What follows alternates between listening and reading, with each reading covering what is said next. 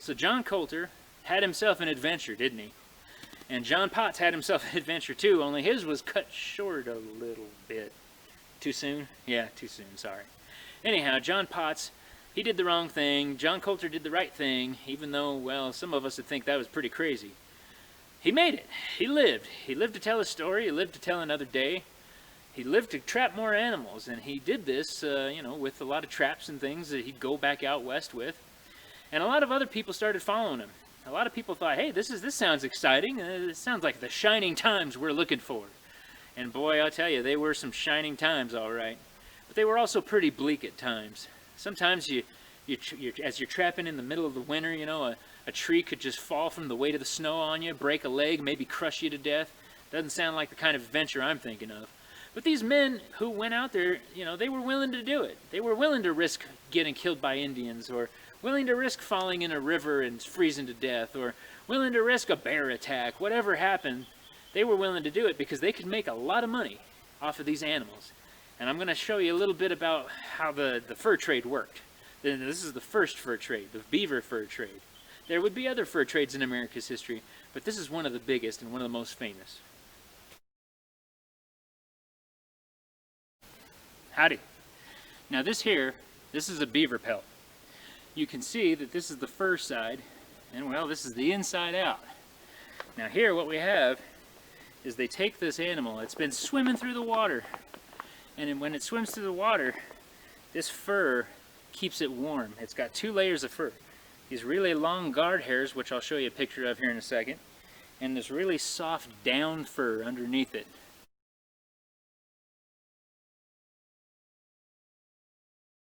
Now that soft down fur keeps it warm, and the guard hairs keep it slick so it shoots right through that water and it keeps warm. Now this fur, when you scrape this fur off this hide, you can spin it into making hats. And that's exactly what they wanted this fur for. They didn't want to just take the fur and then just make coats out of it, although you could. But the people back east, and those people in Europe that wanted these hats, they wanted this fine beaver fur, because when you spun this beaver fur and made a hat like you'd make this hat, it wouldn't be as fancy as this hat, or actually it'd be a lot fancier than this hat. It'd look more like a top hat, kind of like something Abe Lincoln might wear.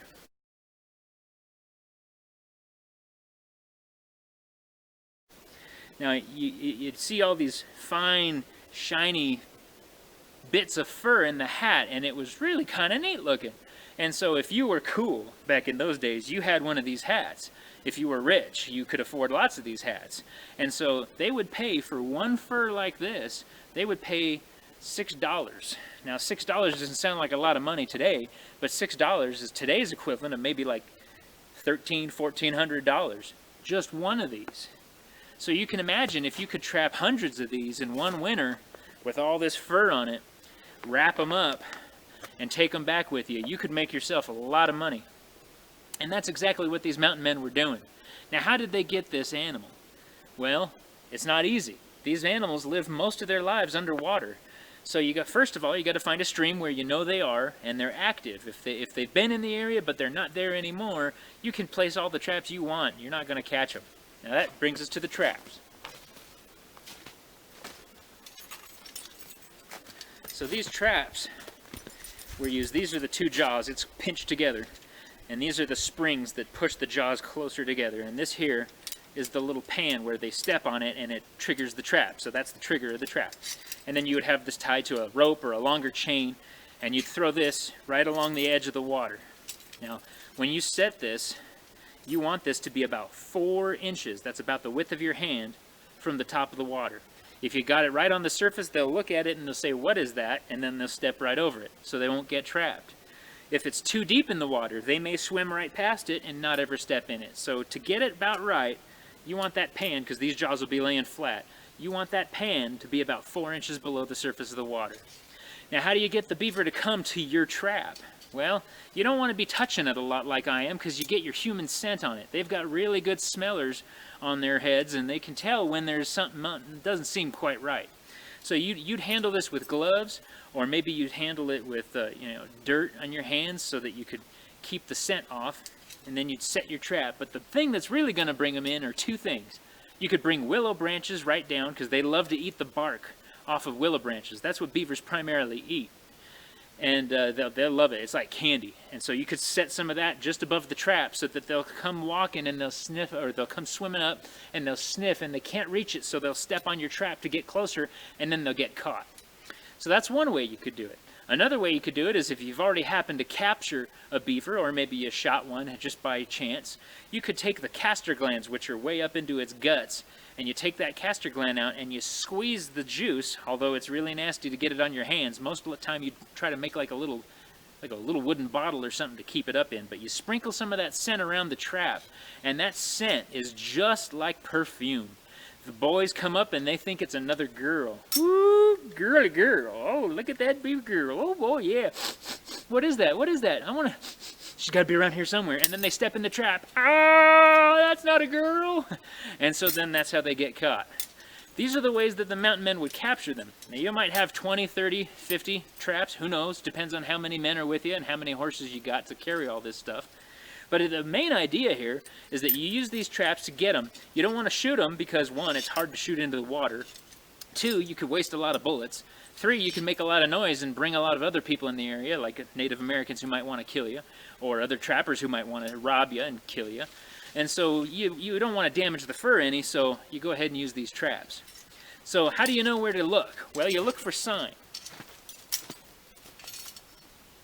And one of the signs of beaver is when they chew on those trees. I'm sure you've seen pictures of it, or maybe you've seen cartoons of it, and they chew the tree and they keep chewing and chewing and chewing until it gets to the end, and then all of a sudden the tree falls. Well, that's exactly how this works, right? They drag these into the river, and then that's how they make their dams, and that's how they make their homes. That's why they're chewing on these trees. It's not necessarily for food, although they can eat it. They'll chew on it, and you can see, I'll show you a close-up here.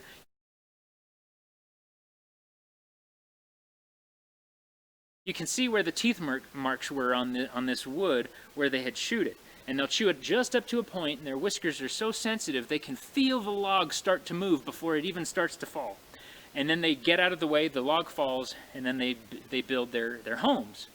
Well, you could see a home, a beaver dam built, but if there's no fresh chews, if there's no fresh wood that's been chewed on, you know they haven't been in the area for a while, so you're going to just waste your time. So you just keep moving on. Now, a good trapper wouldn't trap out a whole area. What does that mean? He's not going to kill every beaver that he sees, although he wants to come back next year and hopefully kill more and more and more the next year and the next year. What do they do with all these furs? Well, they could take them all the way back east, but they're going to meet somewhere. They're all going to do this work in the wintertime, which is why I'm out here in the snow, and they're going to do this work in the winter to catch the beaver when they have the most fur on their backs. Now, after they capture these beaver, what they do is they pile them all together, they fold them over, and they sit on these logs to crush them down so they can wrap them all tight, and then they put these packs on their horses.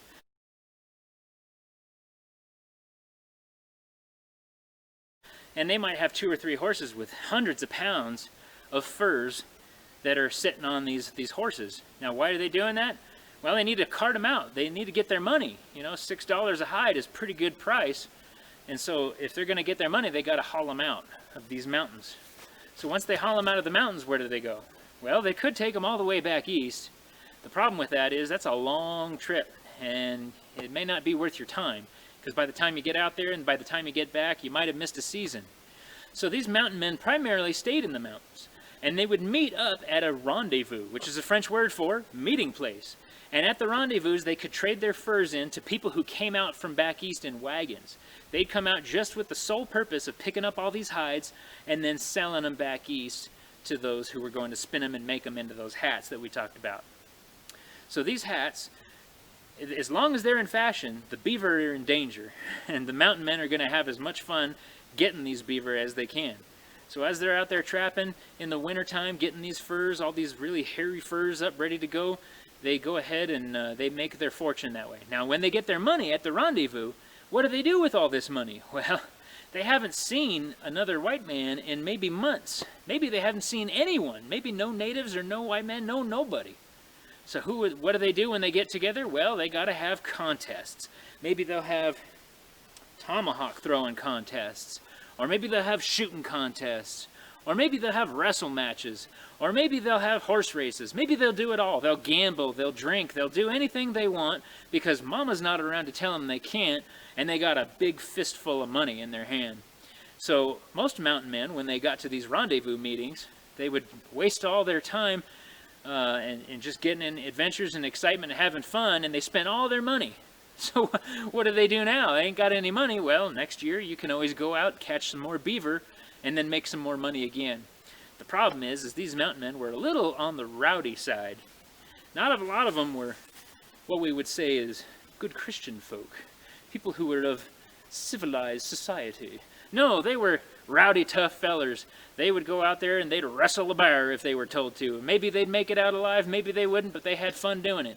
And that's part of the reason they came out here. It wasn't just for the money, it was for the excitement, the adventure, and the freedom that they had. And so these men who traveled and trapped in the West, they made the times, they called them the shining times. They were the best times of their lives, and nothing else was like it, where they were completely free. Of course, as time goes on, you know, it's pretty dangerous and people die and you hear about your friends. If you don't see them at the next rendezvous, you can pretty much guarantee that they aren't around anymore. But if they come around the next rendezvous, you know, they just didn't make it to the rendezvous for some reason or other. Most of these rendezvous were in the summer, and most of them were, well, in the mountains, of course. You know, Bear Lake in Utah is one place that was a very common spot. Other places in Wyoming.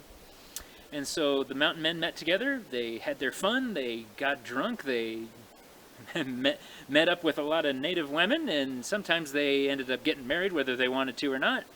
And they eventually went back out in the mountains and did it all over again. After about 10 or 15 years, though, the beaver supply starts to get smaller and smaller. But something else more important happens back east.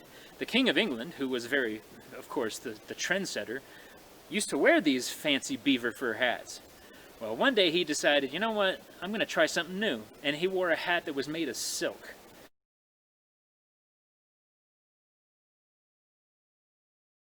Now, you can't find silk in the American West. Silk comes from China, from the silkworms. So once the silk hat becomes popular, the mountain men don't have a job anymore because nobody wants to buy the fur. And they found out the hard way. The mountain men show up at their rendezvous thinking they're going to get all this money, and they won't even get a third or a fourth or a fifth of what the beaver was worth because nobody wants beaver fur anymore. Everyone wants these silk hats. And somebody says, well, where do I done trap that silk? You silly mountain man, you can't trap no silk. It comes all the way from China. Or Cathay, as they might have called it back in the day. Anyhow, that was the end of the mountain man era. Doesn't mean people weren't stopping trapping, but it does mean that the beaver were saved from extinction, because I'm pretty positive that these men, given enough time, they would have probably trapped every single animal they could to make that money. Greed is an awful terrible thing. Even though they had a good time doing it, they might have, some of them might have even realized this can't last forever. It's a good thing it didn't. But also, these are some interesting times. These mountain men paved the way. When they came out west, they learned all the trails. So they would go home. They don't have any job now. They can't trap fur for money, so what do you do for money? Well, there's lots of people who want to go to California because they heard there's gold. Or they want to go to Oregon because they heard that the land there is so nice that you could just put a plow in the ground and make a farm right then and there. And so these mountain men knew the mountains, they knew the Indians, they knew how to talk with them. And when they did that, they thought, I've got knowledge that other people don't. So they became guides for people who wanted to come out west. And they made a good living doing that. Some of them became miners, some of them became, who knows, all kinds of other things, worked on the railroads. But in any event, the time of the mountain men was pretty much done by the mid to late 1830s. And that's about all I got to say about that. Thanks for listening.